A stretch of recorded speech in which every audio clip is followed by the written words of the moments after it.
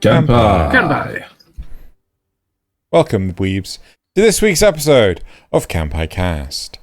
Today we're talking about would you forget if you could? And we're talking about to touch upon shows that would you erase from your memory to watch again for the first time, or just flat out erase from your memory. Just briefly going through this. We were going for a lighter topic because obviously last week there was quite a heavy topic of going through all those reviews, and now we're going for an easy one. Thaylien, this was your topic, so I'll hand over to you in a moment. But first of all, housekeeping.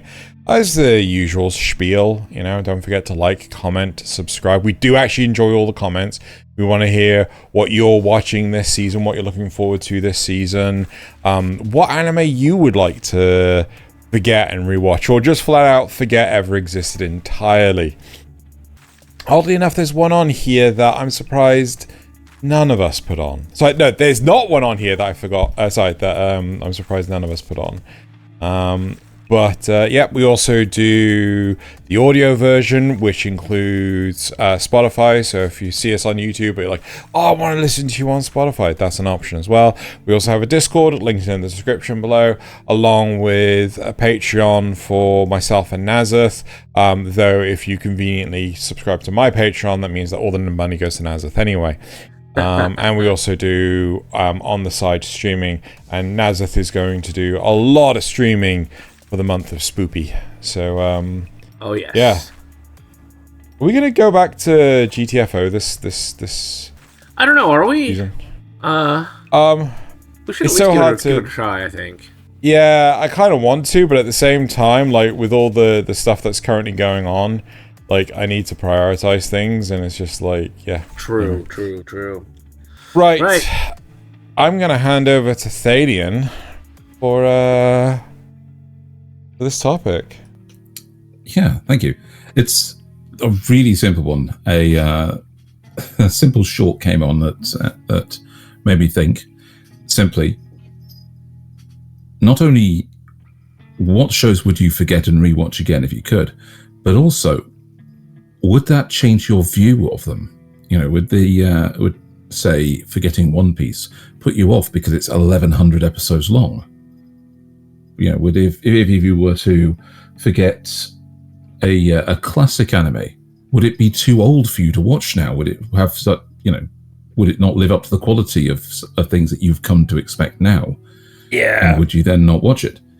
And so, just to keep things light, to keep things up there, up and running for the week after our reviews, I thought it's a nice little silly topic to pick up.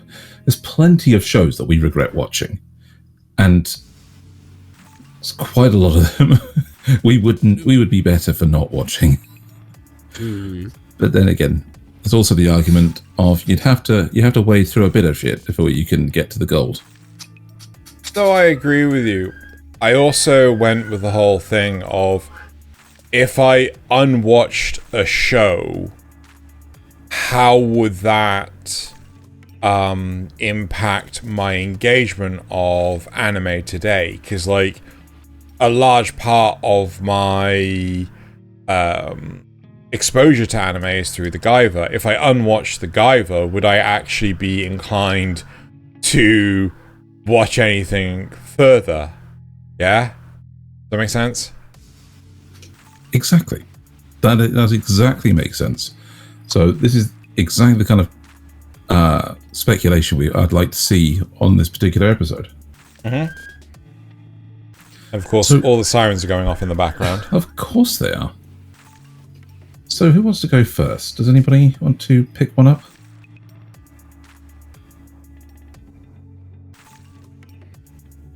Okay, fine. I mean, I will happily. So actually, I want to have a bit of a dialogue, all right, with Nasuth actually, because Nasuth put Akira on his list, and to me, I wouldn't want to undo Akira because I didn't really enjoy the first time I watched Akira. I don't know if that's just down to my age and things, but when I first watched it, but I was still in like, you know, my mid-20s when I watched it, and I just didn't enjoy it at all. And I only found that with the more subsequent watches that I actually enjoyed the series. Sorry, not the series, the movie. See, So I watched it much younger, so it was a much more formative experience for me in terms of making me enjoy anime, and it was I loved it from the first watch. So I think the question is, would that, the same way that you're wondering, would not watching the Guyver change your view of anime? Would not watching Akira change my view of, because you know how much I love weird, interesting stuff that takes risks, and I think a lot of that can be traced back to Akira. But at the same time, if I forgot it, then I would get that experience of, you know how you say this every time you watch it, you get something new out of it. And even though I loved it from the beginning, the same is still true for me. Every time I watch it, I'm like, here's some little detail that I didn't catch before, or here's some new speculation I might have about the ending, that sort of thing. And I think the process of going through that would be so enjoyable again. I think certainly the problem for me is because I didn't enjoy it the first time. It's just a simple case of like, why am I watching this? I could be watching Free Ren, I could be watching Apothecary Diaries, I could be watching Mushoku Tensei. Why am I watching this? And I don't know if my mindset today would appreciate Akira in a different perspective if I didn't have that first watch. So I would put that to you, you've had a lot more time to notice things like underlying plots in movies and shows. You have a little bit more experience with governments being completely idiots. You've had a bit more time to grow a bit jaded with how military men would act in a given situation, and how they can. Well, and he even understands the cultural significance more of the time. Like, yes, at the time this was made in Japan, there was a lot of worry about government overreach and youth delinquency and such. Riots, rebellion, and military action taken too far. So, would that then let you see more of the details about it and less of the flashy psychic effects? I mean, you raise a valid question, but part of the problem is that, I mean, a friend of the channel, Loz doesn't want to watch anything dystopian or sad. He still hasn't watched a show. I'm not going to name it because I don't want people to push him into watching it. But he doesn't want to watch a specific show because he knows it has a sad ending. And to me, it's like, but it has one of the best endings for an anime because it's sad. But he won't watch it. And I think that if I was to watch Akira today, what with everything that is politically happening with the world right at the moment, I would get very, very sad. It's crazy how relevant it is today. God, tell me about it. So every time you don't learn from history. Oddly enough, you saying that you were inspired by this topic of being from a shorts video. I saw a video earlier which was like, which would you rather live in, Star Wars or Star Trek? And that was the question proposed to the influencer, and the influencer just sort of like bit back, goes, we already are living in bloody Star Wars, with dictate, anyway. That's how democracy dies. Genuinely. Yeah. Anybody who wouldn't choose Star Trek doesn't understand what Star Trek is. Oh, God, yeah. Because Star Trek is post-scarcity. Yeah. Nobody has to worry about being hungry or being paid too little. It's all... It's as taken close... care of. as close to a utopian society or back on Earth that you can get, and the whole reason they go out is because they're exploring to see what else is out there. Yeah, to further better themselves. That's the only reason. So, Nasuth, what would you pick besides, because you've picked Akira, but Zeno picked that one up first. Well, it was more to have a dialogue and things, but like, you know, I mean, Nasuth, if there's anything you want to pick off of my list or off of Thaylien's list, yeah.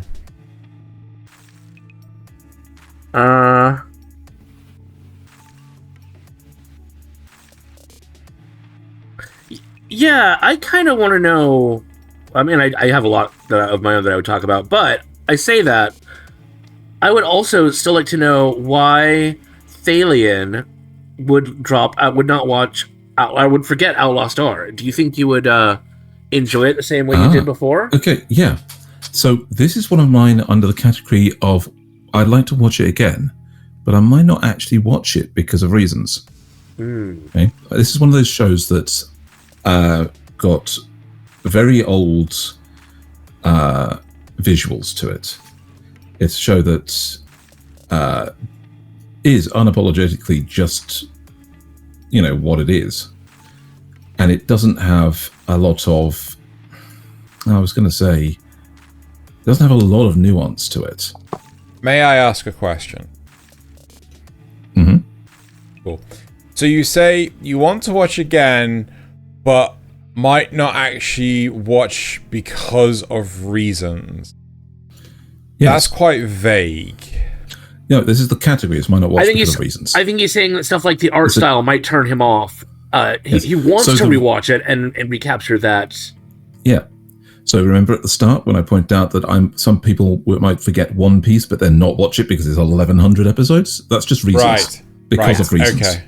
It's the category, not the thing. So I definitely want to forget and watch it again because I'd really like to see this from my own changed perspectives and how I would take it now. That's one of those ones that I would like to see, whether it takes me back to some nostalgia point for other shows I've watched like it, you know, with the opening themes, the characters that are over the top, but a bit one note, you know, the whole forming a little found family, and see if like the few emotional moments that are emotional actually hit the same way again, because that's one of the things. I watched this at the time because it was very much the things I was into at that time.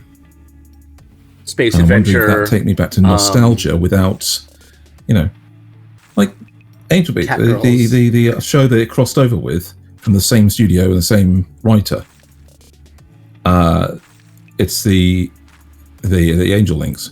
That show I watched because it had that same art style and the same over-the-top characters, but a completely different viewpoint on the world. And again, it was in that vein of things I was going into at the time.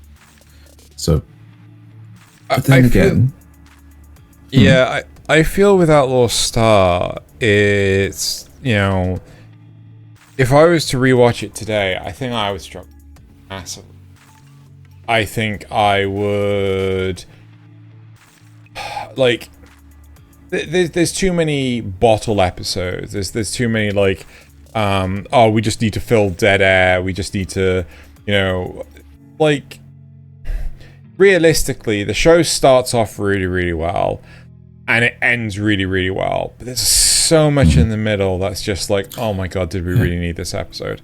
Up and down a bit. So you can see how, like, some of them are preparing to go, like, it's a silly Hot Springs episode, but it's a silly Hot Springs episode because they're actually trying to find more of these special ammunition for the special gun that works.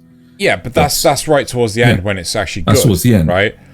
But then, like, compare that to the cactus I'm on your side. The what? The fucking cactus episode.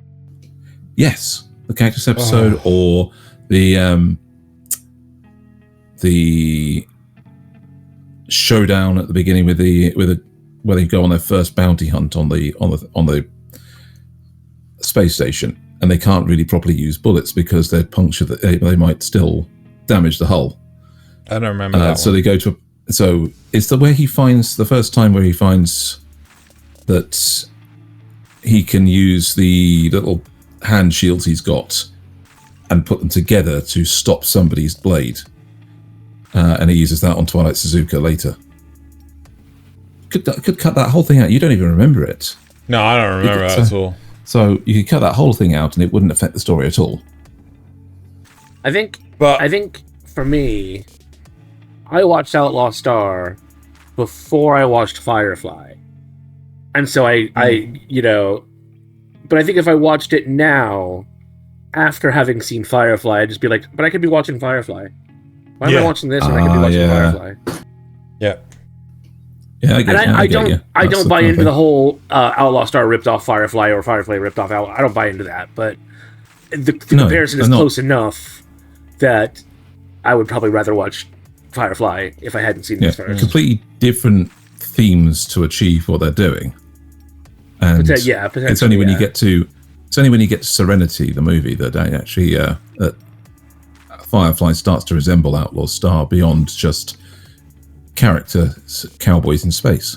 Yeah. So it's there because of that. Right, on to Xeno's list. I'm going to pick up. Where's his list?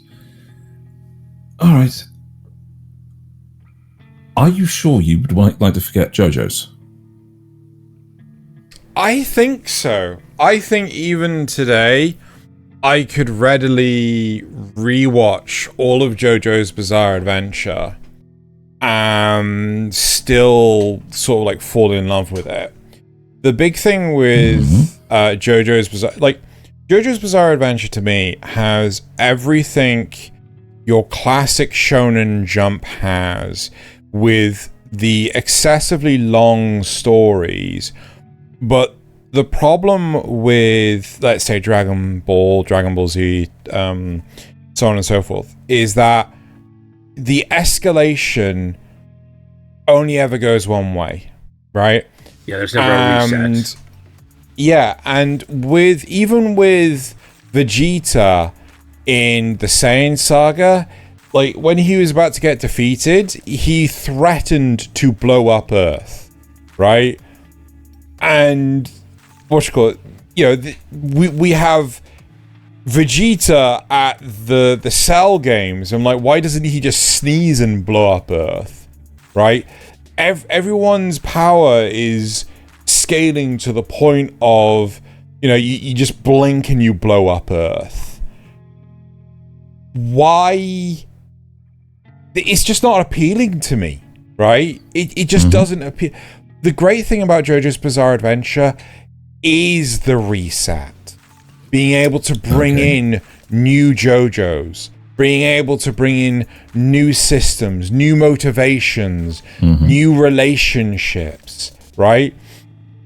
Even though Nasuth and I disagree at which one is the worst JoJo, I think we would still rather pick JoJo over, oh crap, what's the like Naruto or My Hero Academia or like any like even if I had to choose between JoJo and Eden Zero, like I would read, just I would keep going back to JoJo. Like I would happily just go back to JoJo. Yeah. So having that mechanic of being able to just like, I mean, even then I could go like, I'm not enjoying part 1. Oh, just skip to part 2. I'll give you clip notes. Just skip to part 2. Would you actually do that though? Or I probably wouldn't. I'd probably just enjoy it all the way through. Because Dio and Jonathan, are excellent starting, bog standard protagonist and antagonist, right? They are so well chiseled in design that it is so easy to get on board with the show's concept. And it's got a very basic revenge plot and very shonen, like spirit energy sort of stuff going on, systems going on. And then for Battle Tendency to just take it one step further. And then but start from a grounded level, right? Yeah. And then again, Stardust Crusaders, taking it from a starting level, but taking it one step further, even bringing Joseph back, right? To be part of Jotaro's gang. It's so cool. I love it for that. I think if I had to choose just one JoJo to forget and rewatch, it would be Battle Tendency, just because that one is so like out of left field compared to all the other ones. I get where you're coming from. I think I would either say Battle Tendency or Stardust Crusaders. I probably lean more on Battle Tendency because it gets more done in a shorter period of time. Stardust Crusaders, there's a lot to that. I mean, it's, there's a lot of filler in there. Not a short. Yeah. Well, I wouldn't say there's filler, but it's more like dragged out conflict. Yeah, that's fair. Right. Speaking of one that has multiple, not exactly multiple incarnations, but it is Berserk. I would like to forget regular Berserk 97 and Berserk Golden Age, but this may be heresy. I would only rewatch the Golden Age. I wouldn't rewatch the original 97 Berserk. Xeno and I have talked about this a bit at length. There's as much as I love 97 Berserk, as groundbreaking as it was for the time, as beautiful as it is, there's a lot of filler in it that doesn't really need to be there. And the Golden Age, specifically the Golden Age OVA, the 3-part OVA, gets rid of so much of that and focuses on, gives the rest of it time to really focus in and make those themes much more important and strong. And my god, the art glow up that it got compared to the 97 is incredible. However, I would still remember the 2016 Berserk, because everyone needs to be. We were talking about this earlier. Those who aren't doomed, don't remember history, are doomed to repeat it. I want to make sure we never forget the tragedy of Berserk 2016. But would you watch it all, or would you just go, nope? No. I'm only I wouldn't forget. I would not forget 2016. It is a warning. It is a warning to mankind. Yes. This is where I see the one that Xeno mentioned that nobody's put on here. And I'm betting that one is Evangelion. No, actually. No. No? Which one? Death Note. What are you thinking of? Really? No, because I was going to say it's the same thing. You don't want to forget it because you don't want to make the mistake of rewatching it. Exactly. No, I'm good. I'm good forgetting it. I'm good just not knowing Death Note exists. But are you done, Nasuth? Yeah, I mean, unless there's anything you want to say about Berserk. Well, so I still haven't watched Golden Age, have you? You've only seen the original. No. Yeah, but I've read the whole thing now. So or what's currently available. And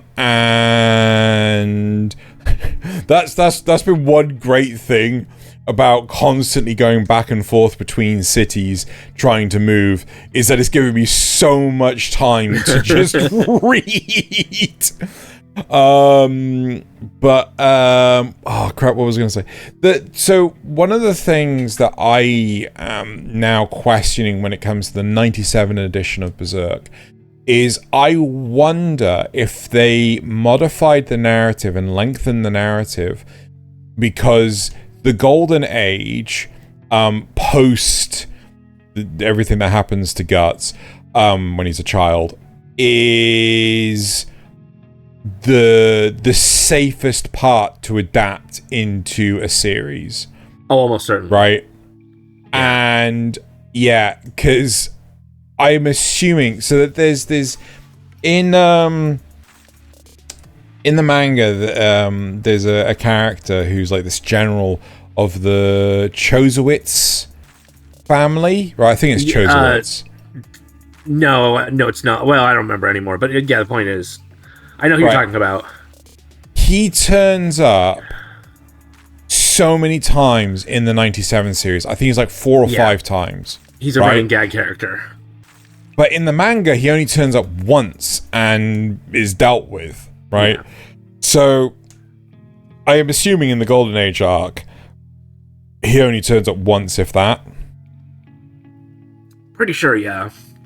I'd have to go back and rewatch it again, which I wouldn't mind doing, but I want to force Xeno to do it too. He was like one of the most insufferable characters.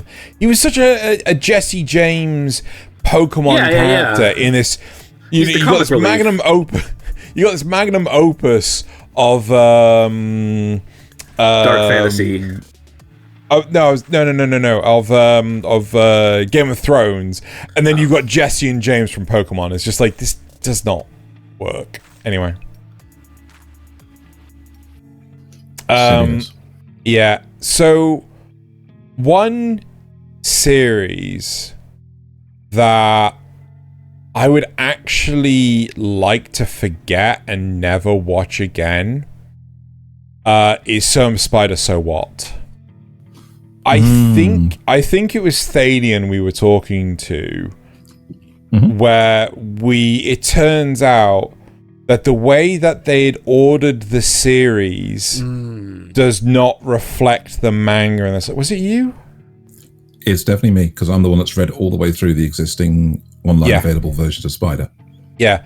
So effectively, in the series, they did this thing where effectively it's jumping between different timelines.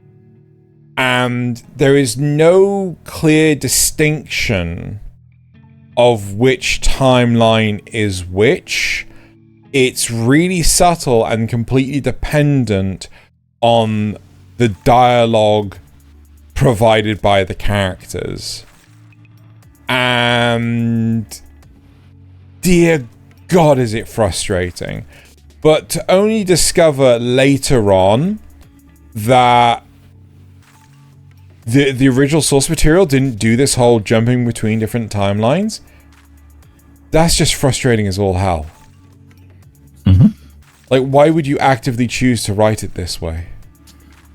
Indeed. The thing that disappointed me is that, you know, at the end of the season of the anime, they tried to bait this whole thing about the queen of the demon queen, or the demon king, being a spider-based monster. And you think, oh, it's going to be her. She's going to be the demon queen. And they tried to bait that all out, and then you look across the battlefield, and no, it's actually her with the form of a Drider, a female body on top of a spider body. Right? Yeah. That. Not even in the manga, not even the elf teacher sees her in that form. She's through that form and beyond into other forms before the elf teacher even sees her. So they just completely changed the structure of the show. They completely changed the structure for the show. Oh, it's so far out of it that I don't even know when the manga is going to introduce that part of the timeline properly. Wow. Wow. But yeah, it's because, like, yeah, it was such sorry. It was such an interesting premise. Like, you know, I think it's one of the first isekais where a protagonist is reincarnated as a monster that I can think of. I think, was this before or after that time I got reincarnated as a slime? I think after, wasn't it? Parallel evolution. There's like a couple of these all came out around the same time of coming back as a monster. Yeah. Because, in terms of fiction, so the manga and things, the light novels and mangas, because there was like Re-Monster came out at the same time as these. Yeah. And a few others. But the interesting thing that I think they tackled really, really well is, like, you know, for those who are arachnophobic to hell and back, how are they going to have this character that effectively is the embodiment of this fear not incite the fear in the viewers? I think they did actually a really, really good job of it. Made her kawaii. Very, very. You know, they gave her like weird butterfly antenna. They really downplayed like the extra eyes as just like markings and things like that. But again, it's just the structure of the show is so bad. I can't help but want it to not exist ever in my memory. Something that's very fun that he did in both the show and the manga is that it's quite clear that this appearance of the spider is how she sees herself. Yeah. Everybody that sees her from the outside sees one of the actual monster spiders and is absolutely terrified of her. I'd also be worried, though, that if I did, like, wipe it from my memory, would I end up just watching it again? I feel like I'd have to leave a post-it note on my monitor going, do not watch this! Yeah, you need a note on this one, because it's the kind of show that you would pick up the first 3 episodes, you think, oh, this is okay. Yeah. Anyway. Doesn't cost fallacy. Still. Go on, Thaylien. So of mine that I would just forget, I definitely would go for Ruby Eyes Queendom.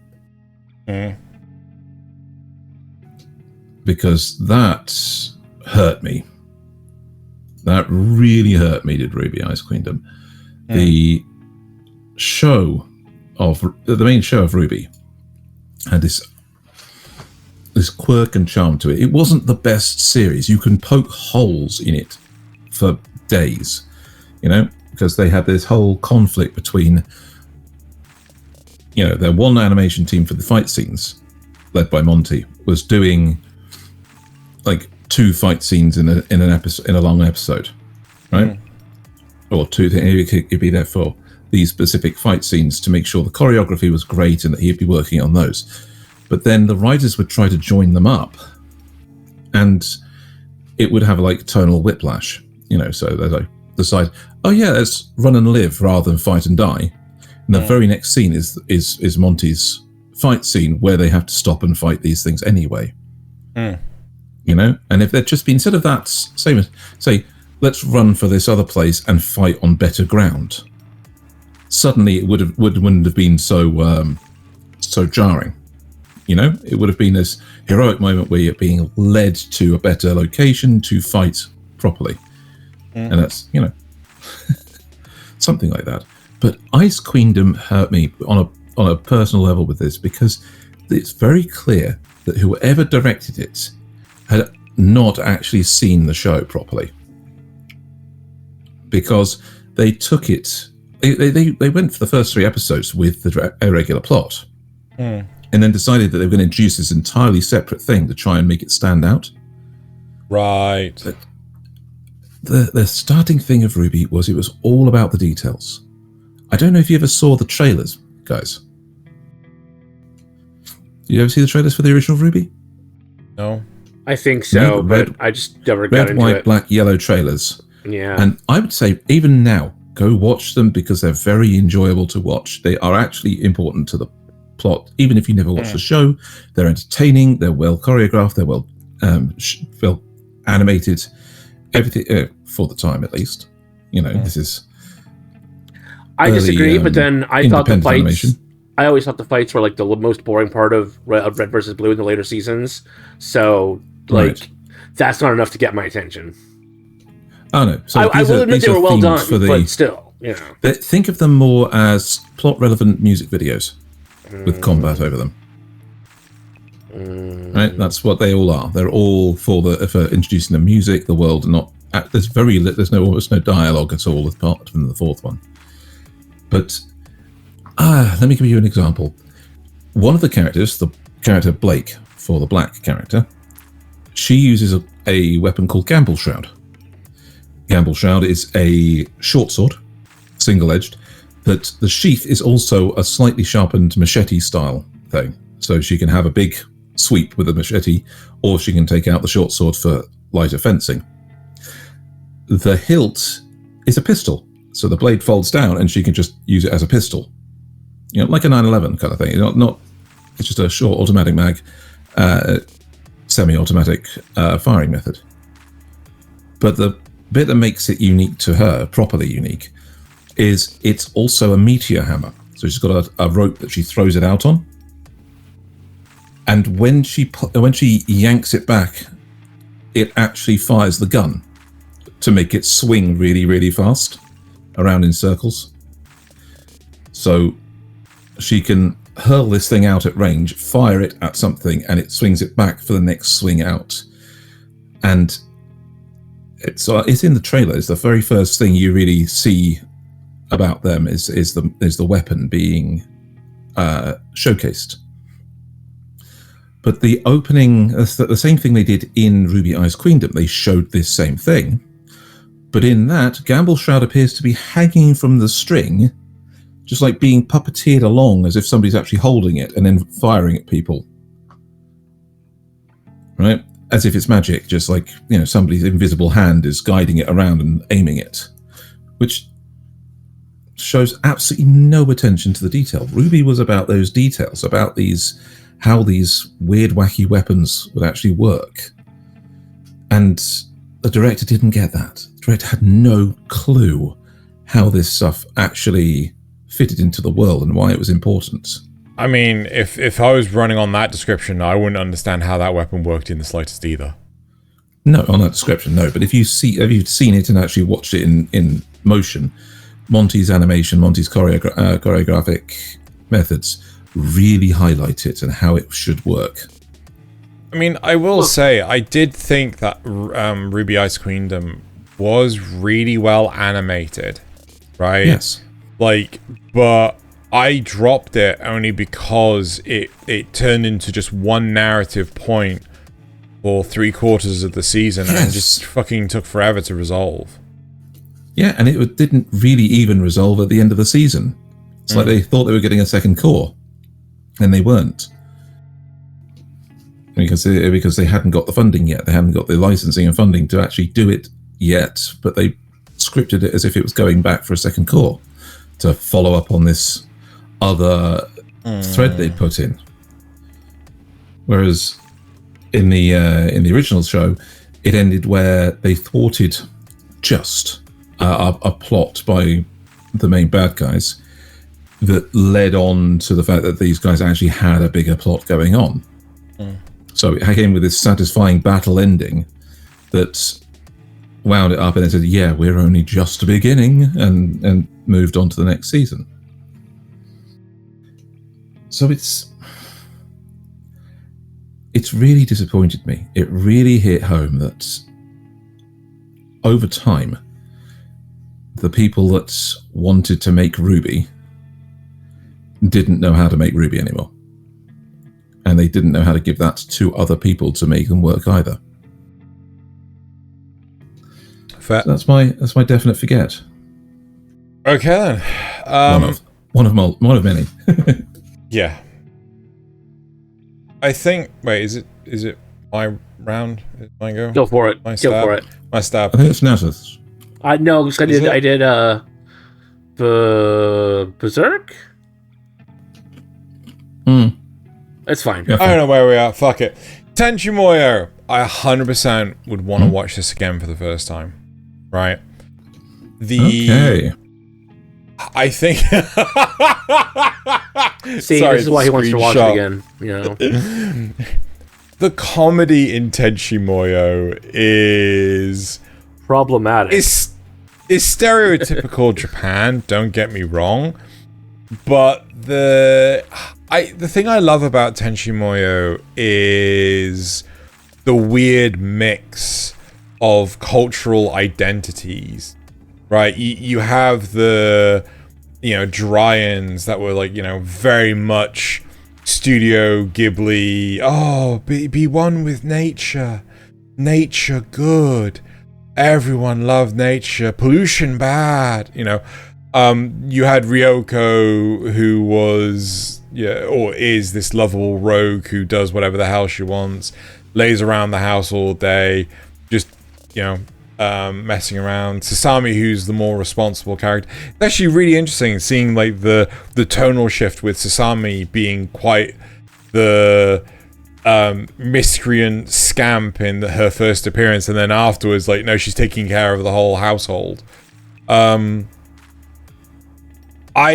think that if I was just becomes clear that her older sister is not doing it.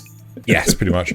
I think the thing with Tenchi Muyo is everything is there for me to fall in love with it again.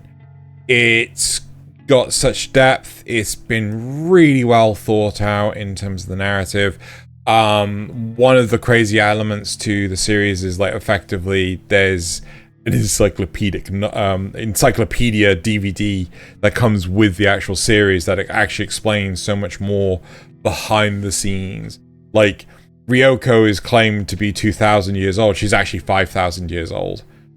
But she lies about her age. And I like that about her. Washu's 20,000 years old, but it turns out there's more behind that.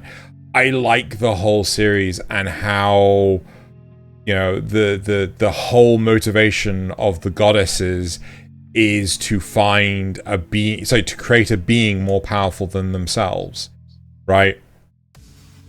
I think it's an excellent series. I haven't watched. There's a 4th and 5th OVA. I haven't watched those, but the first 3 I love. So, yeah, Tenchi Muyo. No, I agree. That's one of those shows that if somebody said, if I came to that later and somebody said, yeah, no, Tenchi Muyo, watch it, good. I would not find anything objection about it. And that would be the, I clearly see it's an older show and it'd be the humor of its time as well. But it wouldn't put me off in and of itself. So I would definitely give it a try and then enjoy it on that rewatch. It teased me with cool sci-fi. It teased me with cool sci-fi, and all it gave me was harem garbage. Thank you, man. I love my harem garbage. Yeah, my harem garbage is amazing. And they got a cabin. Yeah, Ryo-Ohki is pretty cute. There's a cabin that turns into a spaceship. Her human form is stupid, though. Ugh, I hate that Very as well. much so. Right. Nasuth. Forget or rewatch. Well, I got kind of a double one again. It's Trigun. I would forget both Triguns, both your original Trigun and Trigun Stampede, but I would only rewatch the original Trigun. Trigun Stampede can just go die in a fire forever. The original Trigun, that first episode where you can see it on screen now, that hooked me the second I saw it. So I completely agree with you that I would rewatch that. I love Vash's cool coat. I love his attitude. I love the action. I love the world setting. Yeah, the animation kind of hasn't aged great in some cases, but it's also like, man, when it hits hard.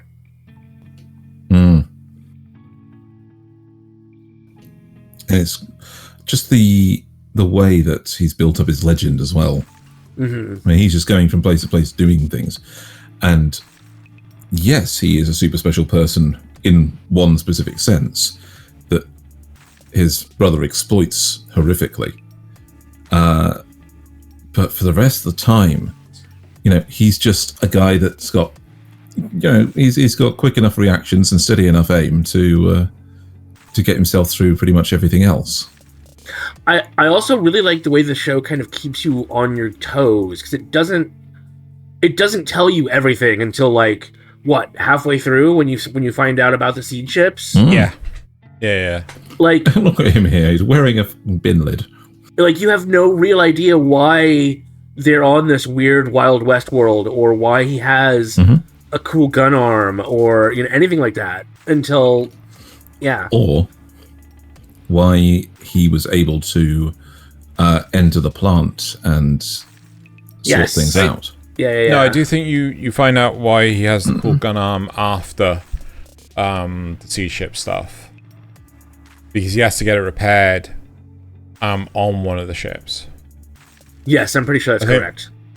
Yeah. So, but I think one of the more appealing things about Vash is his, or at least the original series, is one, he's always in high spirits.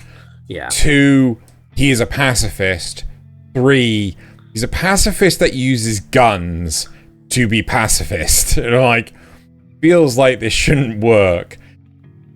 Imagine John Wick if he wasn't trying to kill people. It feels like Vash would use a gun for literally anything. Oh, you need to wash your clothes? Gun. You need to do the dishes? Gun. Oh, you need to vacuum the floor? Gun. Just like I love you, kitchen gun. Bang, bang, bang. Yeah, pretty much. And the dead is kitchen gone. Gun. We introduce you, toilet grenade. God, anyway. I would also say like the fact that he is so happy-go-lucky really highlights the times when he locks in and gets serious, right? Those moments have so much impact. When that guitar riff hits and the glasses flash on, you're like, oh shit, stuff's about to get real. Yeah. Oh yes. And of course his style can't go wrong with his style either. The spiky hair, the really really cool trench coat. So much cooler than the Stampede version. And all the damage that he took. So you could see where he's had his body put back together with like metal patches and things.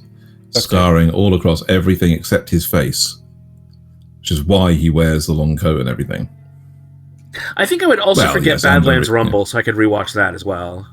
Because Badlands Rumble is, even though it came years later, it hits just as well as this does.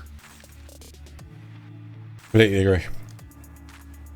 All right. I don't know. I'd still have to give Stampede a try though myself. Nope, I would give myself a no. It's hot garbage, and then. No, I would learn the same lesson from it, and I wouldn't feel like I'm wasting my time. You would leave it for the same reason I left Berserk 2016, as a warning to mankind. Kind of, yeah. Right. I kind of want to know. You put Mushoku Tensei in your might not enjoy. I kind of unless you have one that you want to talk about, I would love to hear about that. No, okay. So Mushoku Tensei is a really easy one in that sense, because nowadays I do look up the odd review, not from like the actual shows, but I would just do a quick Google to find out what most people are saying about it, right? And the same 3 things remember we did that episode on caveats, where you'll enjoy this provided you accept this, and this, or like punching microphones. I literally caught it with my little finger. We know. We are all aware. How aware are we? Ooh. Too much, dude, too loud. Way too loud. That is like, on the verge of my headphones jumping off my head loud. Tingly. Alrighty. So, no, okay. So, despite Mushoku Tensei being a very good series, right, there is the caveat that you have to suspend a bit of your sensibilities. Like, he is a 34-year-old man in a kid's body, being attracted to kids his body's age. He is in that world supporting their slave trade tangentially, and the fact that the show even has a slave trade in there is, I didn't think that was a necessary addition to the show. And the what was the third one? The multiple wives references. Well, yeah, there is the multiple wives bit. There's the harem, but not everybody's on board with the harem. If you see what I mean, it's clear that in some parts of that world, the harem's frowned on. You know, it's one of those ones where a lot of people would say that they didn't enjoy Mushoku Tensei specifically because of some of these content things, whereas other people would say they enjoy it despite them. And so I'm not sure that I would actually rewatch. I might well rewatch, just people giving it enough of a good review. I was gonna say, I think if you had somebody that could explain, like, Rudy has arrested development. There's a reason that these other characters resonate with him. He never grew up. If somebody else I trusted, that sort of thing, like you guys said, Mushoku Tensei, watch it despite those drawbacks, then I'd give it a shot and I'd enjoy it again. Right. I mean, I think the simple solution here is, like, you know, you haven't put Shield Hero on your list. You know, season 1 Shield Hero. You know all the shit that you got from that. Yeah, that's Mushoku Tensei. There you go. Yeah. I mean, like, I kind of get where you're coming from, but I think the largest part of the problem is the vocal minority didn't even watch the series, right? They saw these, you know, key important things and just latched onto it like there's no tomorrow. Like, there's the whole death of the artist thing, right? We all know. I'm not going to go into detail and things, but we all know about the author of Rurouni Kenshin, right? If you don't know, don't look it up. Just imagine bad stuff, right?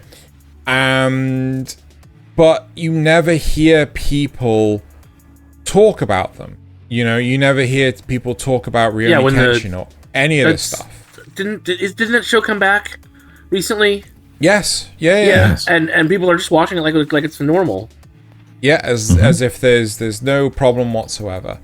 So, but at the same time, like, you have people, especially on platforms like Twitter, that see someone complain about something like Rising of the Shield Hero, and yet Redo of a Healer. No, and but Redo of a Healer, which is all about illegal no time, right? Like, no one bats an eye, right? But because Rising of the Shield Hero is popular, they jump on that bandwagon and just shit on it. Yes. So there are... That is why this is a concern for me, because I do have difficulty with the death of the artist, as it were. One of my formative problems with this was music, where I, in my misspent youth, had a great deal of my identity tied up in who I listened to. And one of those was Lost Prophets. And to not go into details, the lead singer of Lost Prophets still hasn't gotten out of prison yet. I think that indicates a bit of how bad it was, but okay. Indeed. So I think he's coming to the end of it. It was 22 years he was in for. And so he's coming to the end of it. But I cannot listen to those songs anymore. And it has ruined a good couple of the fictions I wrote, because the characters were based on the moods I had while listening to that music. I think it's actually ruined several things out of my identity because of that. On a segue, I think it's really important that when it comes to the media you're engaging with and enjoying, you just have to let go of what it is or who it is the author is, or composer, or pianist, or singer, or whatever. Because the problem is, literally every single person has done something wrong. Right? I think it's also a case of when you discover them, or when you discover that they did. Like, if you were a fan of them and then everyone finds out they did something wrong, I don't think you can be blamed for still enjoying that media that you enjoyed before. But if you find out, if you know who they are, and then you go engage in the media, then you could be considered supporting them. You know, that's a different matter. Or the other side of if they release anything after you find out about what they've done and you engage in that, I would also say, you know. But there is another side to this, right? Because there was this whole scandal that came out surrounding a director of the first 2 Avengers movies. And huge scandal that came out about them. And a TV show that their studio was producing, I think it's called the Nevers or something like this. That whole project got shut down because of who owned the studio. Oh, so loads of... We might never see season 3 of Good Omens because of what happened with Neil Gaiman. No. But my point is that all those people, all the actors, all the directors, all the camera crew, all those people have just lost their jobs because of one person who is associated to the studio. And in a position of power. Yeah, but my point is, though, that not only are you supporting that dickhead, but you're also supporting all the people that, you know, work for them, right? So where do you draw the line? You know? Comparison. J.K. Rowling. Yeah? I would say that it's not good to incentivize companies to continue supporting these people after they've been exposed. So I would say it's fine to not watch that thing. And, you know, the people that have worked on it probably already got paid. Yes, they'll now lose their job, and they'll have to go find a different work. But if they're in the industry, that's not going to be as bad as you might think. So my example would be J.K. Rowling. Exactly. Because J.K. Rowling made her billions off her franchise, and then turned around and revealed herself to be a horrifically horrible person, and completely shameless with it. You know, with themes that people originally questioned in her writing just being confirmed in the worst possible ways. You know, so all the suspicions people had about what she was doing actually came to be completely true. And I would say she's earned her money from those things. I feel no compunction about dissuading anybody else from going and supporting her by buying books or merchandise or video games or watching any of the movies going or to the video movies. games. Yeah, exactly. I think part of the problem is, though, that with the likes of Rurouni Kenshin, or the music from the Lost Prophets and things, right? That's already out there, right? That you know, it doesn't cease to exist. It's already out there. The thing with the Nevers, well, it ceased to exist because, you know, of the one bad thing that studio. We've reported on similar stories out of Japan, right? Where they try to recover from these situations. The problem I have with J.K. Rowling's situation is that she is still making bank from additional productions of her intellectual property, which is basically fucking Star Wars. Yes. And on top of that, it's the way that every time she starts making more bank and bringing out new things, she uses it maliciously to say, see, look at all the people that support my views. Yeah. Because they're paying me money. Yeah. Okay. We've gone quite far off. We have one last point on this. Yes, TV show got cancelled, but think about, we've already discussed a show that just got cancelled for no reason, which was Firefly. Shows just get cancelled. People move on. Yeah. So considering what the bar is for what people cancel a show for, I think canceling a show because the director was a bit of an asshole is, or the writer, or the creator, actually, or whatever. Yeah, the creator. Then that's just fine. That's just more. But again, stuff. it's again like, yeah, I don't think we can tell people where to draw the line, because like the author of Rurouni Kenshin basically got away scot-free. Yeah. Because of who he was, right? And then you've got J.K. Rowling, who's just... Well, and I watched Sandman Season 2, even though I knew what Gaiman had done. And I would probably watch Good Omens 3, because apparently that was already finished, basically. They just... Yeah. Now they're holding on to it. And I understand. I can't fault them for that, but I would probably watch it if it came out, because I'm already so invested in it at this point. Yep.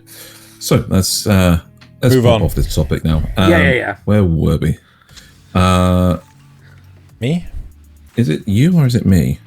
No, you just did Mushoku Tensei. Was there anything else you wanted to say about that? Mushoku Tensei. That's true. That's true. I did ask him. You asked me about Mushoku Tensei, so I was going to... what was it? Whose was it I was going to ask about?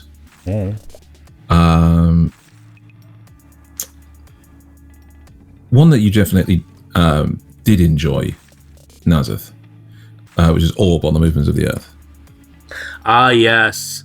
Yeah, that one I know I would enjoy just as much the second time. And I think it would be even better now because I could watch it all at once rather than, even when I was watching it for our reviews, I was still doing it in chunks because that's just how I do. But being able to watch all of it from beginning to end now, to see the entirety of this period in history play out as a single long act, I think would just skyrocket it into like the stratosphere as something that I already enjoyed. Yeah. I mean, to be honest, I'm kind of regretting that as a kid I never got into like mineralogy after watching Ruri Rocks, because like some of this stuff is so damn interesting. I'm like, oh man. So I can only imagine what Orb is like. Yeah, and considering this is stuff sorry, my audio is going garbage. Just to fill in, there we go. Did you would not know, but do you know what one of the things I studied in college was? So you know, mineralogy, bacon, archaeology. I prefer bacon. So that contained a bit of mineralogy on there as well, because that's how you could tell what you were digging up was actually archaeology rather than just rocks. Poor rocks. But anyway.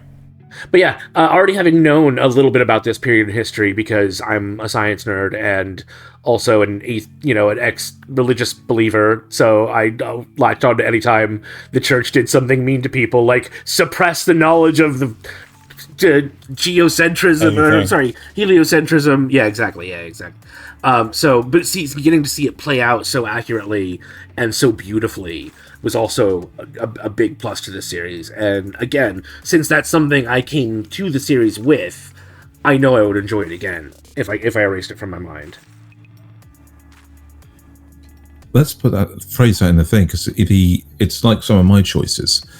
You're coming to this in a sense of the experience you already have is something that helps you enjoy it when you watched it. Yeah. And so watching it again, it's a very sure bet that you would enjoy that again. I mean, I think the same is true even for Akira, because I came into that being a sci-fi nerd and a fantasy nerd and, all that stuff. So I didn't, when I watched it, I was still like a teenager, so I didn't really understand a lot of the class struggle stuff, but I didn't need to because the sci-fi elements were so cool. Absolutely.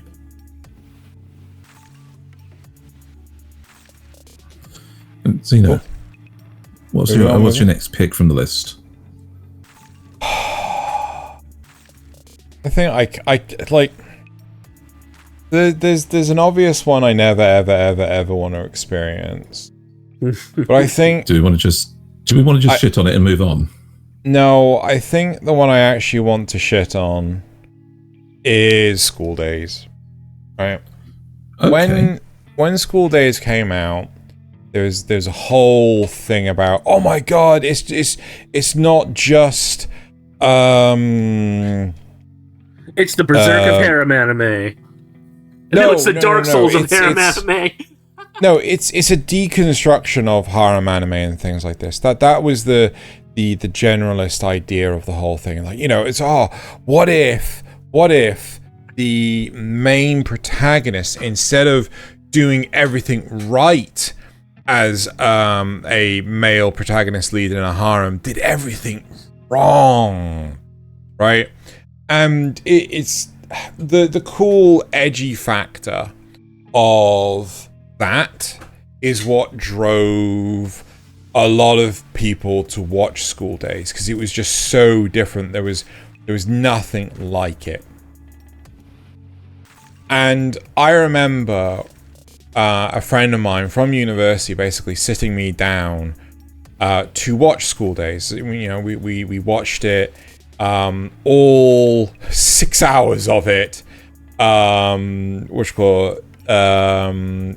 my room, just all in one go, and I effing hated it. I remember stopping about 2/3 of the way through. It's like, does this get any better? No, just keep watching it. It's just so good. It's just, you know, you hear stories of people that rated School Days 9 out of 10 and things like that, only to later come back and rate it 2 out of 10, right? Because it is just serious hot garbage.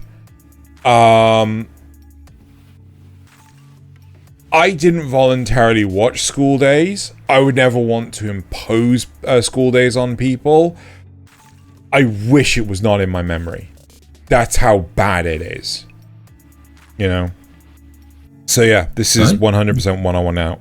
Yeah, I can genuinely agree with you on that one.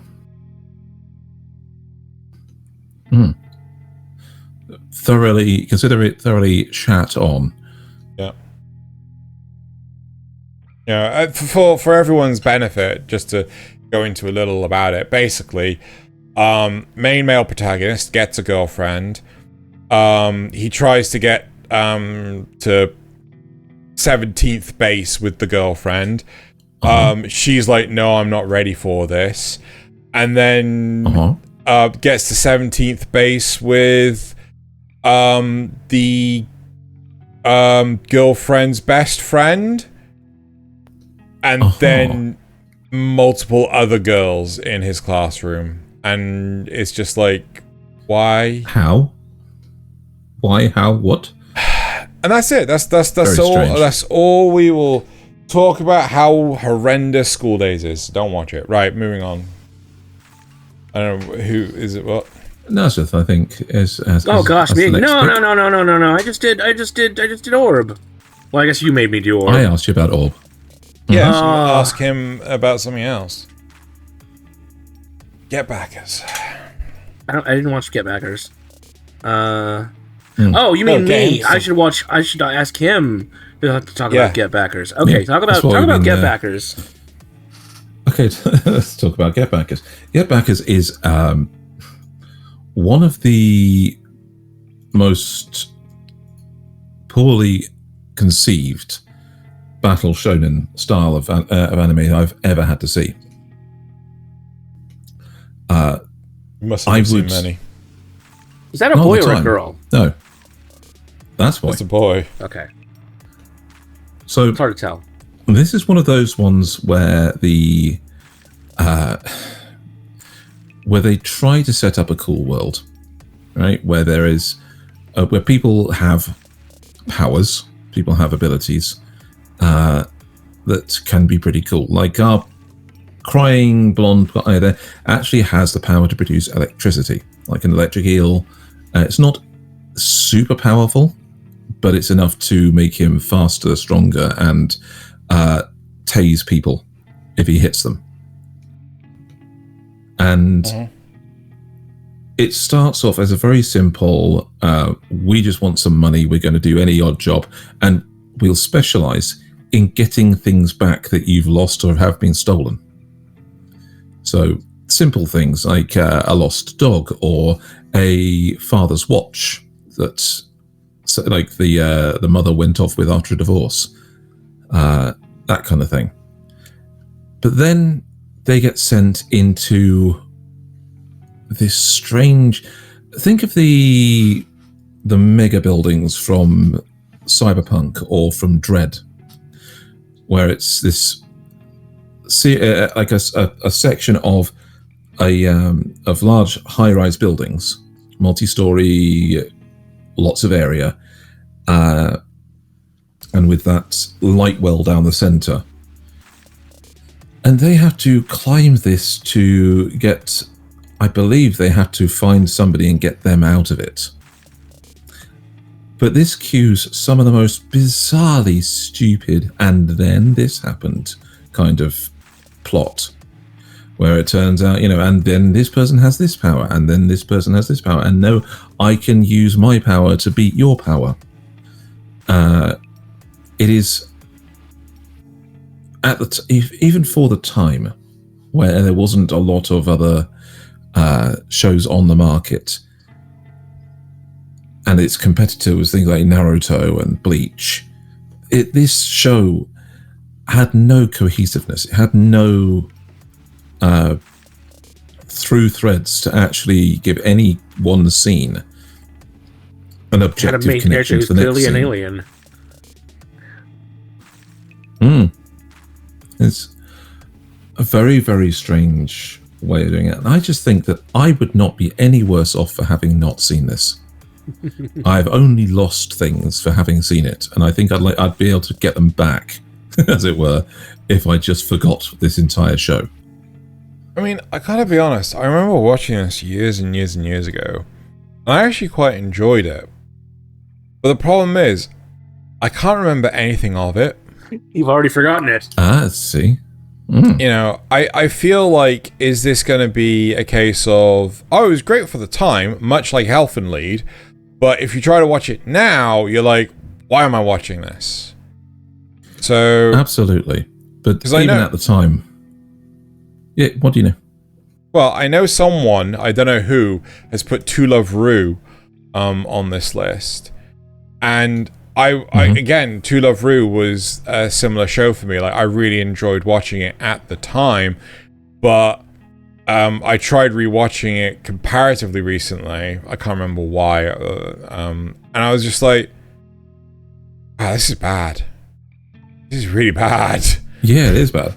This is one of those ones that your taste has adapted to better things, and it's just not worth the rewatch now. Yeah. Yeah, so that was me. I put that on there. It's the same thing. I don't think I would have lost anything for getting To Love Ru. There are plenty of ecchi harem shows out there. And in fact, even the characters that I enjoyed from this show are present in other shows that I've actually got DVDs of. In To Love Ru or in Darkness. Okay. She's in Black Cat. Yeah, she's in Black Cat, which wasn't exactly the best show, but it's another one I actually don't think I would forget. That is what I can remember enjoying at the time. Probably doesn't hold up today, but the same characters in there anyway. It's, there was even a crossover thing that I remember from in To Love Ru, where Black Cat himself showed up to check that she was okay. There was in the early season. Yeah, it was very bizarre. To Love Ru, the only thing it stands apart on is, in terms of a show, is how far it went with its pratfalls. I mean, I've seen plenty of shows where people fall over and they'll end up in a tangle or accidentally holding something they shouldn't be, or pinning somebody to the ground when they shouldn't be. This show took that comedy to the absolute theoretical limit, to the point where it was even a plot point at one of the things where they actually defeated a villain by knocking her and the protagonist down a hill together. And she got so embarrassed by how they end up. And yeah, so that I would not have lost anything from forgetting either of those shows. Okay. Nasuth. I want to know. Oh, yes. No, Xeno.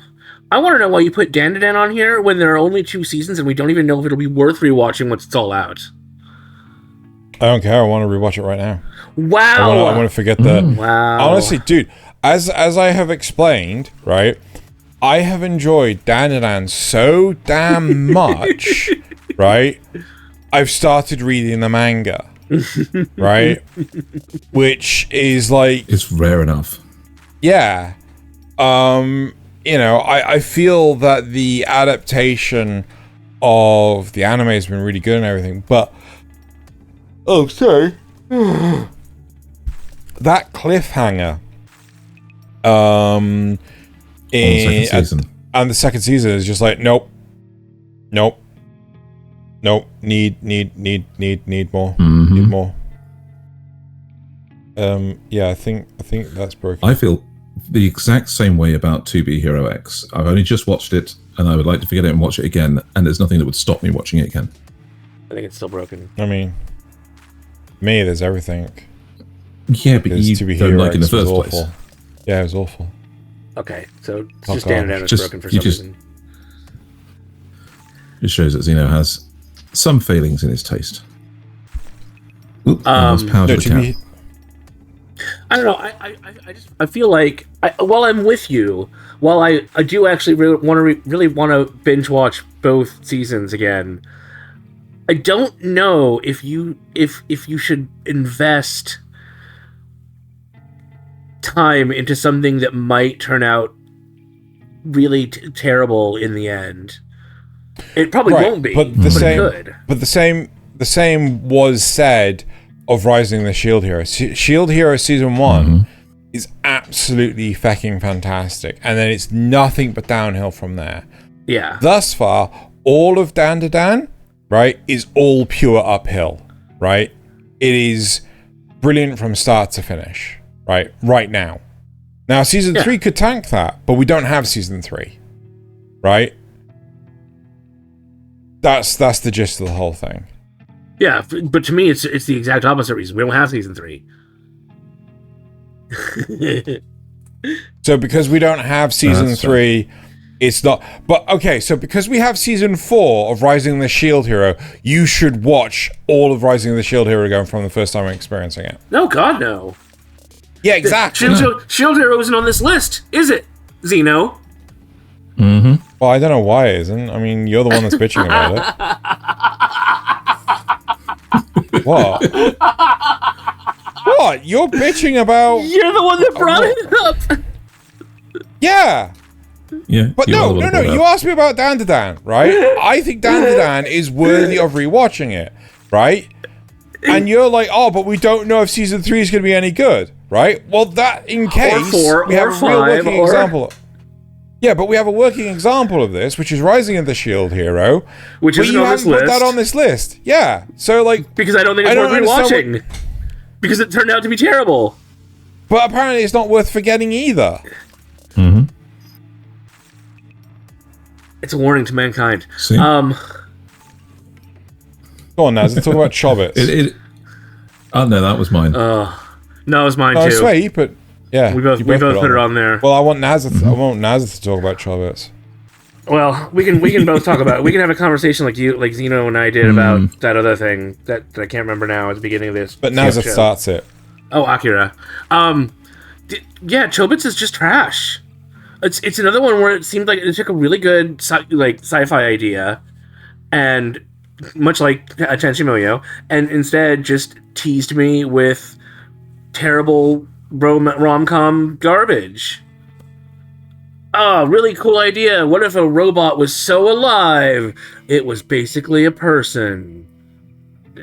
And I preferred it when it was Handmaid May. And she's just gonna talk about panties. It's just so bad. Right. It's just so bad. I don't think I even ever finished this because it was so bad. I got like halfway through, it was just like, no, I'm done. I can't.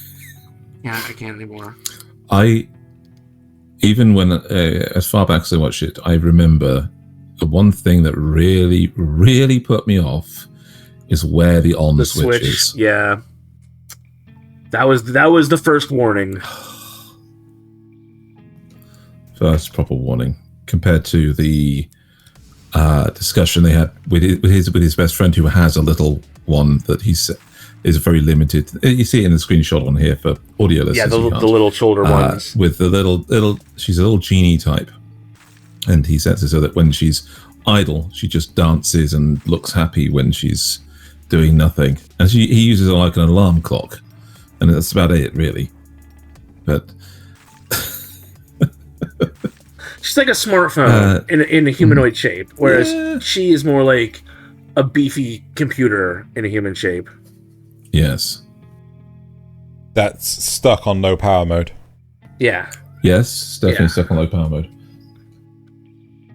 And you get these weird little hints of something deeper, like in the image on the screen right now, but it just didn't go anywhere. I mean, I know it went somewhere at the very end, but by that, like I said, I couldn't stay in it long enough to get to that part of it. I mean, to me, that's like Outlaw Star. It's just the fact that there's so much doth there.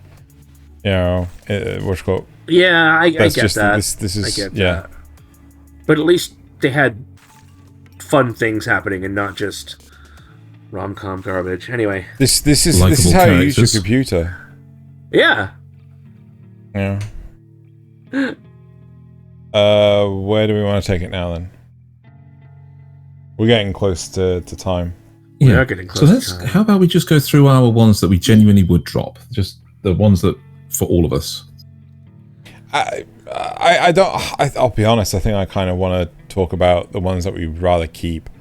Because I think we've been... run through these and then pick out the ones for the best ones that we would remember. I mean, we saw that we would rewatch, definitely. My list was never really long to begin with, so that's not a problem for me. Okay, then just me. I'll just get the last three on my list of definitely want to forget and never rewatch, which are my unique skill makes me OP even at level 1, because my god, that was such a fucking stupid show. I actually took points of brain damage from watching that. And very similarly, the strongest tanks labyrinth raids. A tank with a rare 9999 resistance skill got kicked from the hero's party, because that is the worst possible example of that trope. And I think I might enjoy some of the other bits from that trope more if they didn't exist in this show.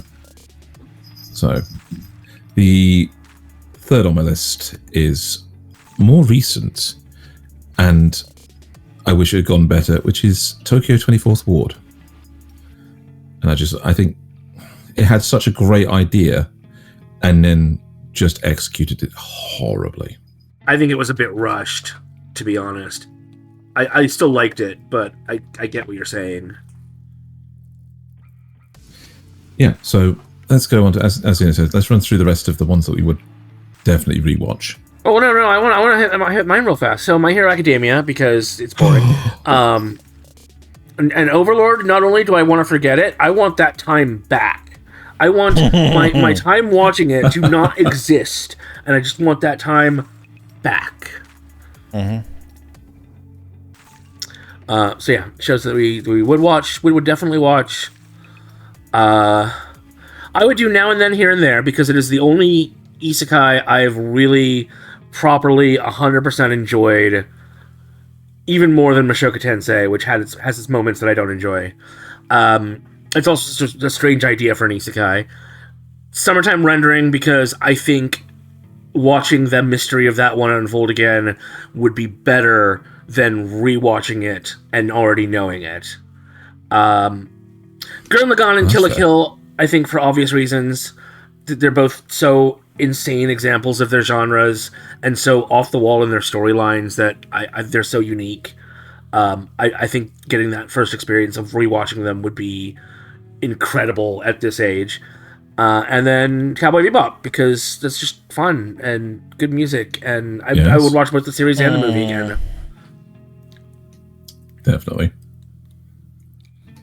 I would hear about this Cowboy Bebop as a as a classic, I'd watch it and have the same thing of, yeah, this one drew me in exactly the same way I did the first time. Great art, great music. I know Xeno has some problems with some of the storylines that, or the fact that it's all just sort of episodic and not an overall storyline. But I think I'd be fine with that. Xeno, what would you definitely watch? I definitely watch Saga of Tanya the Evil again. I love that. Princess Mononoke. Oh yeah, and quite a lot of the early Ghibli movies that don't involve Goro. Or Hayao Miyazaki, that would be great as well. Have you seen The Boy and the Heron? No, you guys went to see it, but I haven't, unfortunately. Yeah. It's like so many drugs involved, I don't know what. He and Hideaki Anno are spending too much time together, it's fine. Down in their Tylenol.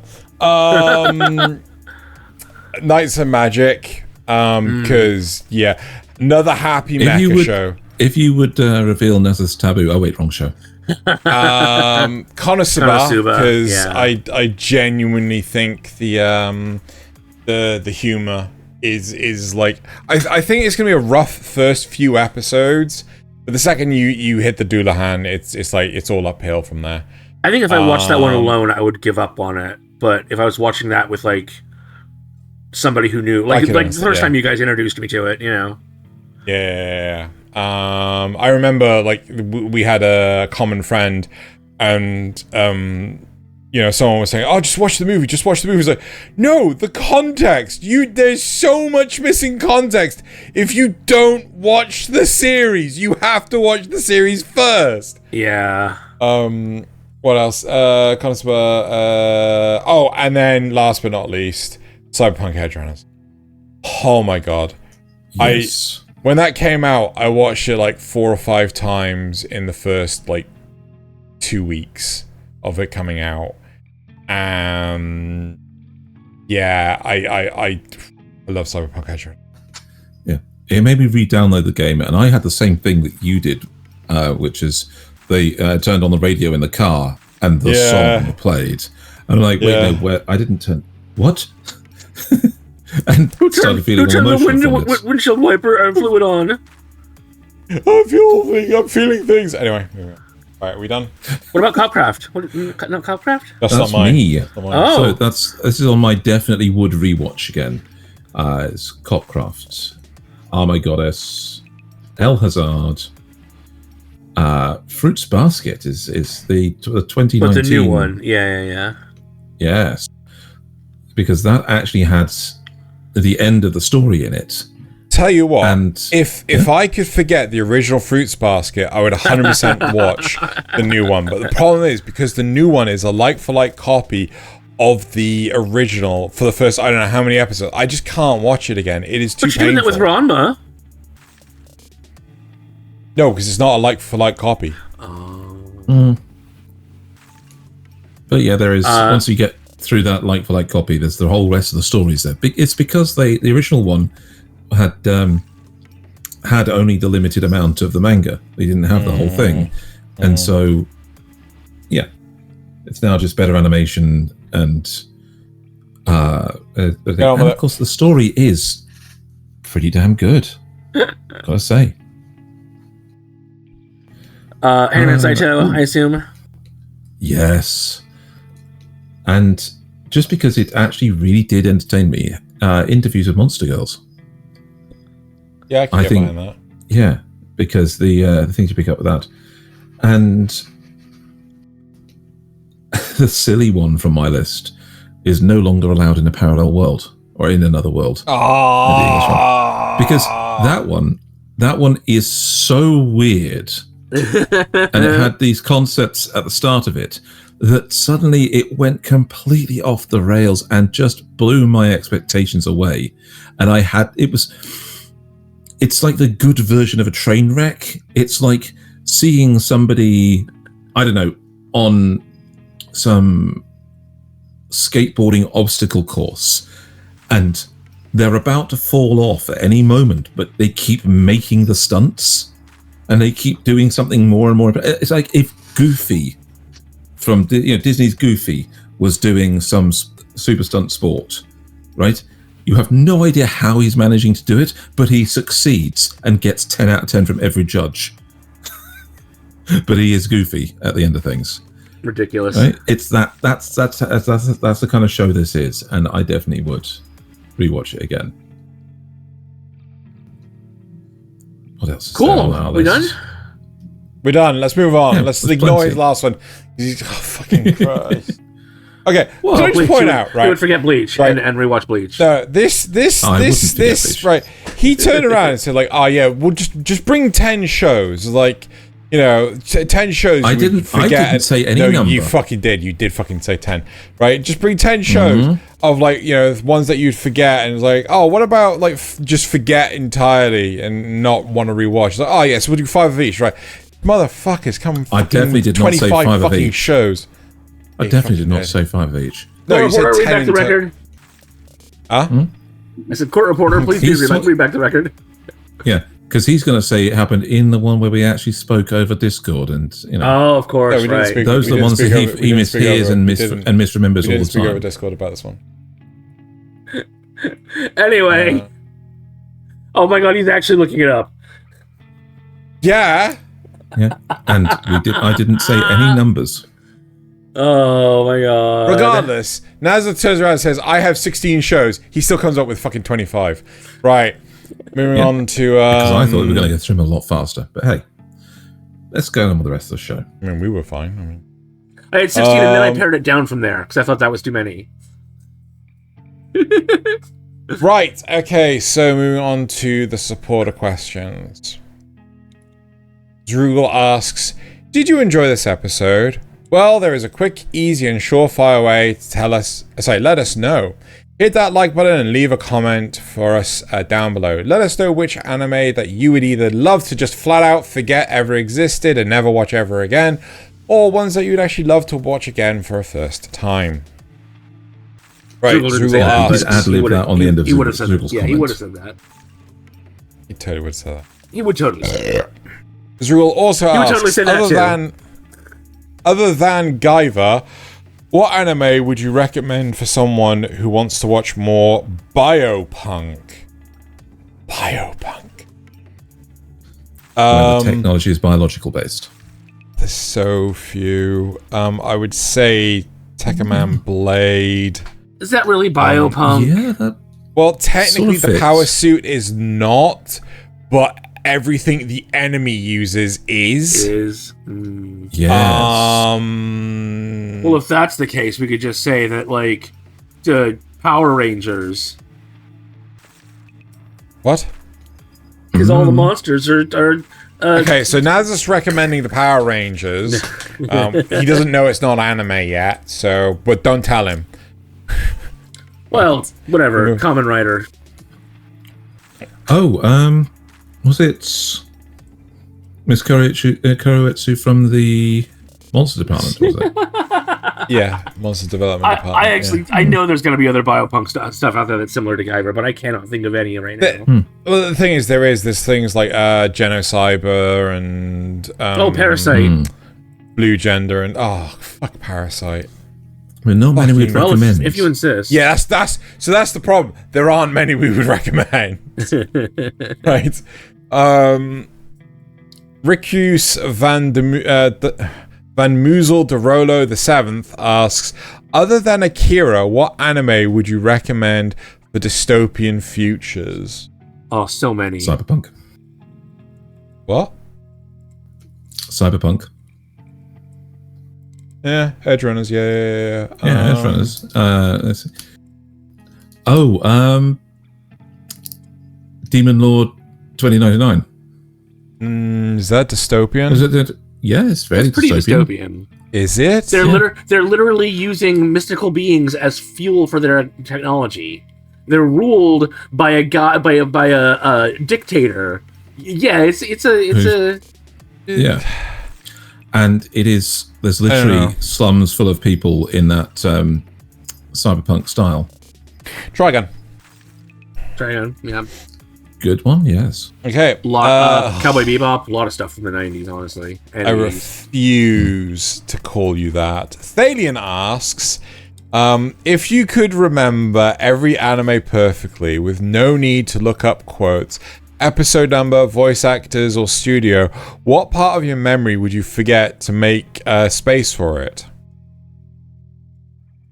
The Star Wars, any Star Wars movie outside of the original 3.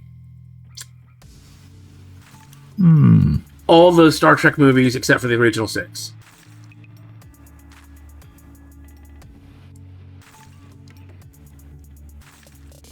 But not The Last Starfighter. Because for me, I would take out my ability to create pretty much any form of poetry at will.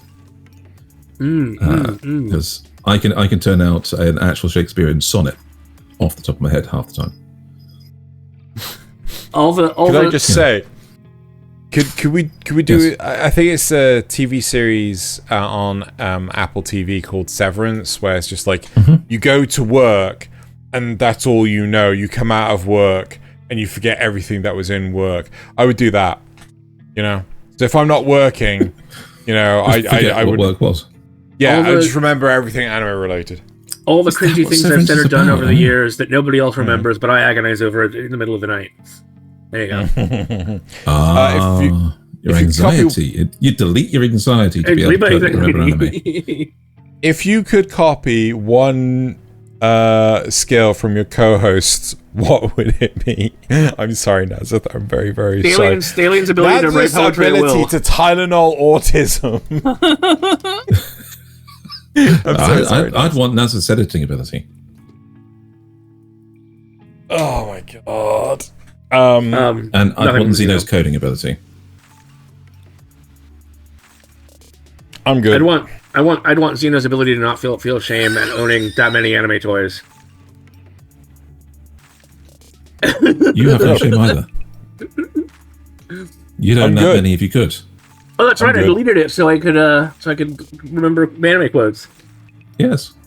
Anyway, right. Let's move on to the comments from last week. First of all, the news. Strong Michelle says, before you start, I nearly added the line of the line of, and why do you not want anything from Thaylien? I want Rain. Reyna. Reyna. I want Reyna. There you go. Right. Moving on to the comments from last week. First of all, the news from Michelle says, News! Streaming price hike again? Jeez. Well, they need all the money. They don't have all the money. How can they fill their mansion-sized swimming pool with all the money? Kind of blows me away how well the Demon Slayer movie has done. Good for them. Hope it brings more people into anime. Oddly enough, I think there was a movie that came out recently called Him, right? And one of the actors, or the lead actor, I'm not entirely sure, has come out saying he hates anime because the Demon Slayer movie did better in the box office than his. Wow.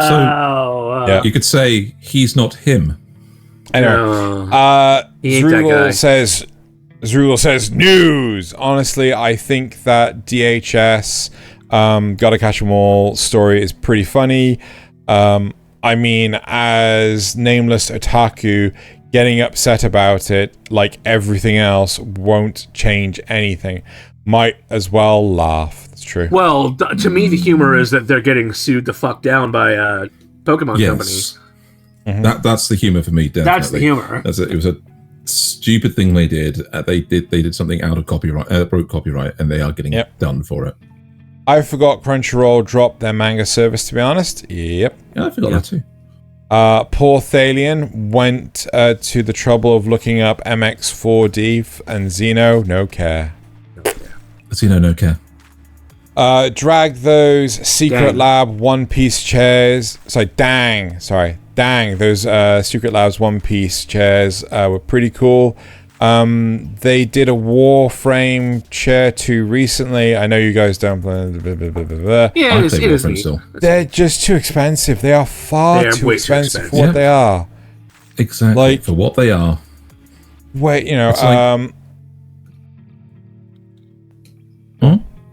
it's like buying those super expensive, Super Death Star Lego models. Yeah, you want one. Yeah, they look great, but there is no way I would put that much money into a Lego model.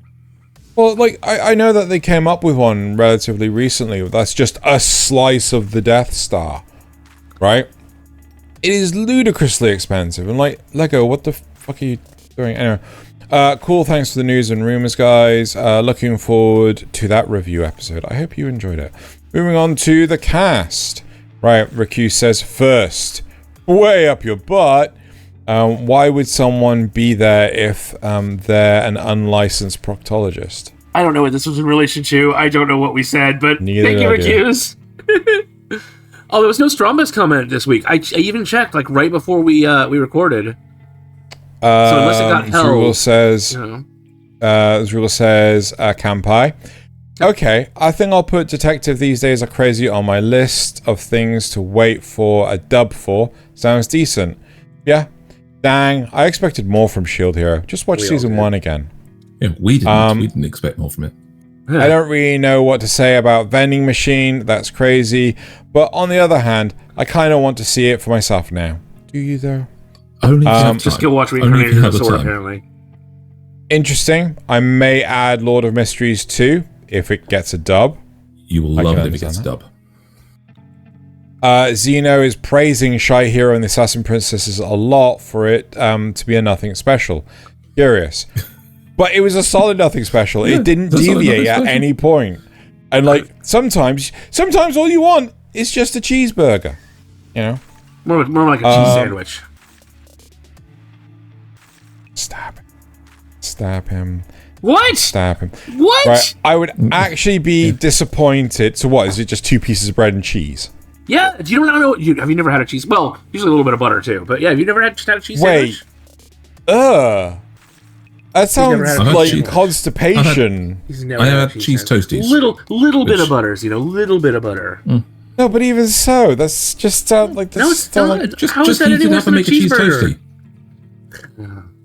Cheeseburger actually has flavor to it. There's fucking beef with it. Okay, so now you've just got beef with sandwiches. I don't know what it would take you for. What? Anyway, shut up, right? With it. I would actually... No, it's a cheeseburger, fucking Christ. I would actually be disappointed if my dress-up darling was less than a 3-star must-watch. Glad it got 4 stars. Marmite! Show ruined! New score rating. Mustn't watch. Joking, that's funny. Yep. When Thaylien gave his rating for Hero X, you must see and hear Xeno's spirit leaving his body. You gotta admit, Thaylien does a good job of selling to be Hero X. No, he doesn't. He fucking misses out the whole tournament arc bullshit. There isn't a tournament arc. Yeah, so why the fuck did they fucking advertise one at the end of episode 4? There's gonna be a tournament, and they never fucking do one. But they don't. It's that because that's what the show's building up to. Would you have been happier if they did do one? Yeah, tournament arcs aren't great. So I'm glad they didn't do one. Unreliable narrator. No, it just means they didn't get there. So how many fucking seasons before they actually do a fucking tournament arc? 17, because they've got more origin stories to cover. The worst part of any hero story. Given how they left it, I'd be surprised if there is a tournament at all. I think they start it and then immediately it devolves into craziness and stops being a tournament on the first episode. It's the version of your expectations, You see? Moving on. All right. Thank you so much, Zrugel, for bringing that up. Let us know in the comments what you think about cheese sandwiches and Hero X. Right, excellent. I was reluctant to start Dan to Dan, but liked it when I did. I've been waiting for the end of the season so I can binge it. I'm really glad season didn't pull a Goblin Slayer season 2. Yeah, You're not the only one. Or Right. Shield Hero Season 2.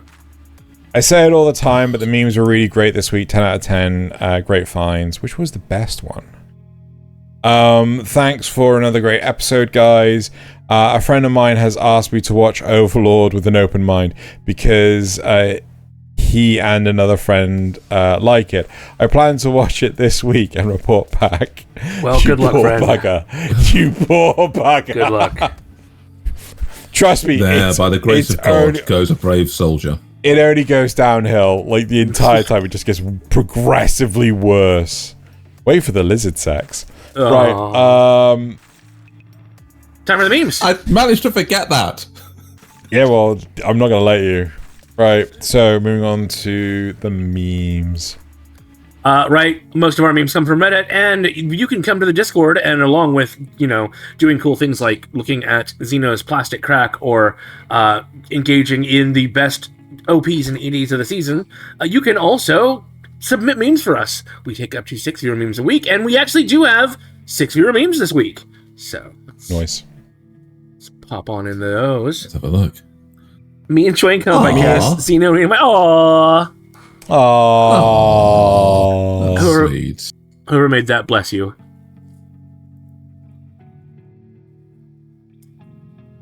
It rules that the Godzilla fandom continue to follow the exploits of a radioactive lizard, even though only 20% of the movies are any good. What do you mean this movie is bad? You could so you can clearly see the giant lizard fighting each other, right? Right there. Right there. Right there. It's just, I Giant just. -1 was fucking amazing, though. Fucking loved -1. Just like Shin Godzilla. I haven't actually watched Shin Godzilla. I keep getting told not to. At a point, you realise you just wanted an excuse to draw thick women.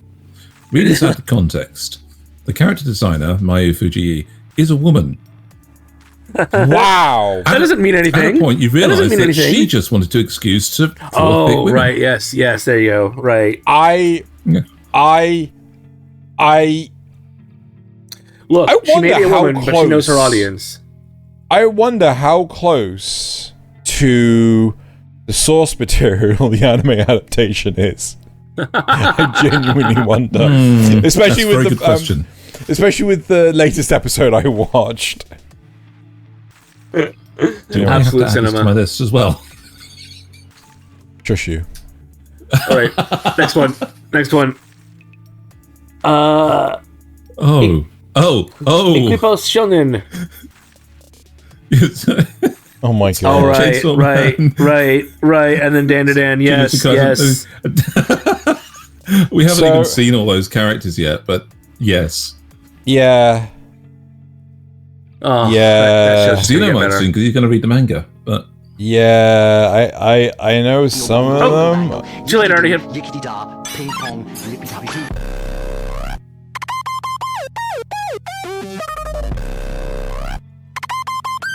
Ow, my ears. Sure thing, buddy. What was that? Bass. And the last one. I think I just had a strong. Find him at Sunrise. Hey. On the t-shirt. Finally, our merch design. Xeno, get on that. Thaylien, get on that. You know the people to get contact. Yeah, you know how to print stuff. Anyway. All right, so this is mine. Don't cry about the past, cry about the future, because it ain't getting any better, gang. Oh Good my old god. Sukuna. Good old Sukuna. Nintendo patenting a game mechanic. Xbox increasing the price of their subscription service. Oh my! Have you heard that apparently they've lost a lot of subscribers? Not surprised. They've put that up and put that up, and they've moved things around to so you get the most recent stuff on Xbox Game Pass, but then not the Battlefield games and things like that. No, it's worse than that. It's worse than that. So they've price hiked it to get day one access. Or you can stay on the current amount you're paying, but you don't get day one access, you get access to it a year later. What the fuck? Yeah, why? I'll just go fucking buy it. Wow. Crazy. Wow. The teacher, when I solve the problem using her method, how she looks at me when I use a different one. I got this a lot in school. They kept telling me not to skip steps, and I'm like, but these steps are dumb! Anime editor's attention. The actual good anime, which is Pantheon's talking with garter belts, or this shit. Rent a girlfriend. Yep. Can't believe it's getting a 5th season. I know. The anime characters I wanted to be as a kid, and the anime characters I am now. Yeah, fair point. Not wrong. I was tempted by this one. And my last one, 16th century. First, then the knife and the fork, as we know it today, existed mainly for spearing things. It wasn't widely used as an eating utensil until the 16th century. People before the 16th century. Yep. God, I love Evil Eye. Yep. So straightforward, love him. All right, Thaylien. You want Demon Slayer to win an Oscar because you like it. I want Demon Slayer to win so that the Oscars lose credibility. We are not the same.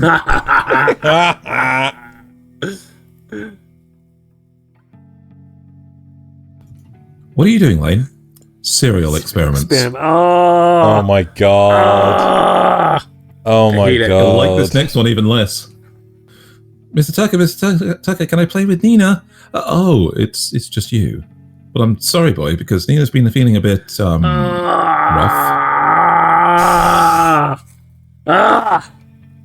Hey, let this video meme be better. It's called Becoming a Villain.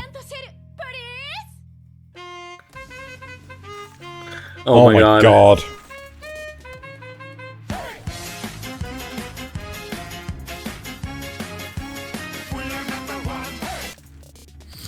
It's a very short one, so you don't have to watch it much. Nice. Welcome back from your dungeon crawl, Mrs. Firin. What happened? Did you get eaten by a mimic again? No!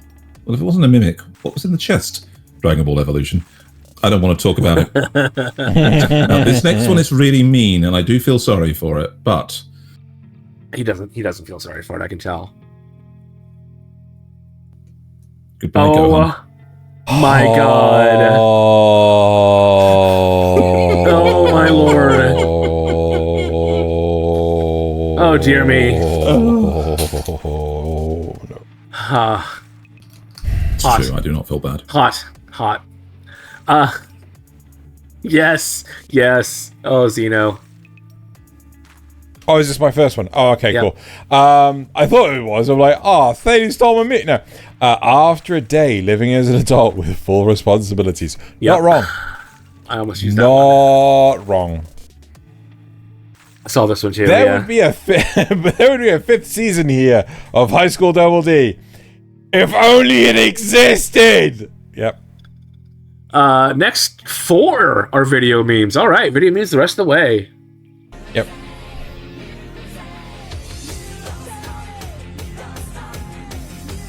Here's the copyright strike.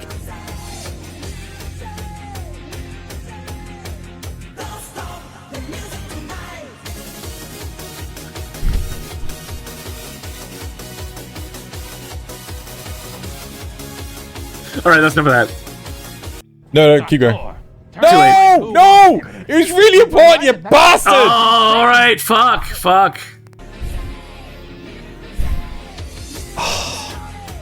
Oh, I can't fast forward it either. Yeah. Oh well. Let's get back into it.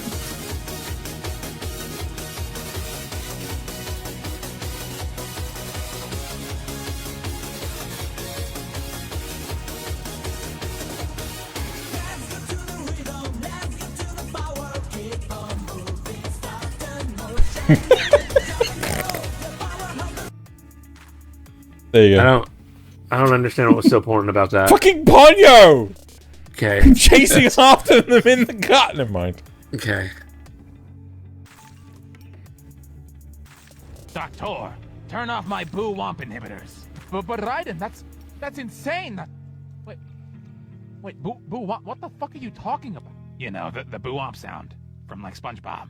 It goes like boo womp. Is that like an acronym or like? It plays when they're sad. Boo womp. I just don't know how that's gonna help right now. Do it!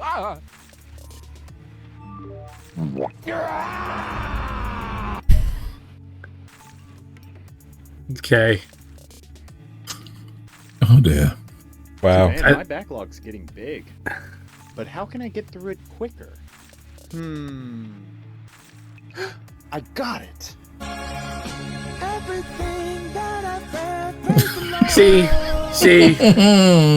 I was just about to say the reason Xenos memes have been so weird is because of all the Tylenol, and then this comes out. Yeah. So to confirm it, Well, you should stop taking it all the damn time. Tenchi, we're sending you out to kill this devil for us. Oh my god. It's not only a danger to Chainsaw Man fans, but to the entire anime community. I don't know if I can do this. You're the only one who can do it.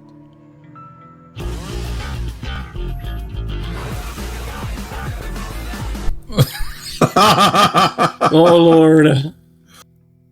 Okay, that one was good. I'll give you that one. He's Oh just my standing God. there menacingly. I'll give you that one.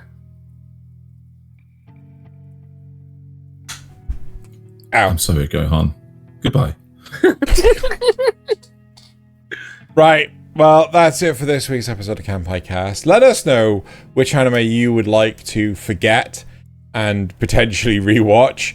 And yeah, now it's time to bottoms up and Kanpai. Kanpai. There's no Tylenol Kanpai. on this. Only codeine.